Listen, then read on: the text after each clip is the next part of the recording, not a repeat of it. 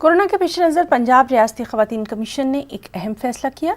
पंजाब रियासती कमीशन की चेयरपर्सन मनीषा गुलाटी ने ऐलान किया कि कमीशन के तमाम काम अब ई-कोर्ट के जरिए ही निपटाए जाएंगे। वुमेन सेल में 1000 से ऊपर वुमेन सेल में डिस्ट्रिक्ट की कंप्लेंट पड़ी हुई है। पटियाला शहर से ही 1000 अबव कंप्लेंट्स पेंडिंग पड़ी हुई हैं, जो कि चल रहा है।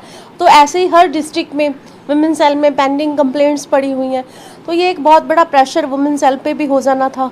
हमने जो टेलीफोनिंग कंप्लेंट थी 23 मार्च के बाद जो आ रही थी, जो हमने टाइम टू टाइम बहुत सारी सॉर्ट आउट भी कर दी। कुछ अभी ऑफिस खुल रहे हैं, क्रूशियस कंप्लेंट्स थी, उनको हम बुला भी रहे हैं। तो अब हमने ये ई-कोर्ट का फैसला किया कि ई-कोर्ट हम शुरू करेंगे।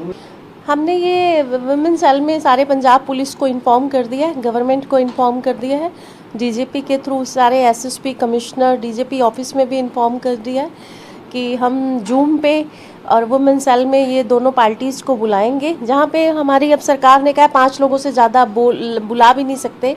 तो जो दोनों पार्टीज़ के दो लोग होंगे, एक एसीपी क्राइम या एसपी डीएसपी जो भी मौजूदा अफसर को वहाँ पे मौजूद रहने के लिए, एसीपी क्राइम का रहना कंपलसरी होगा उस हेयरिंग में। तो हम 5-5 मिनट दोनों को सुनेंगे, उसके बाद हम अपना रिव्यू जो भी हमारा होगा निकल के आएगा उनको ऑर्डर करेंगे।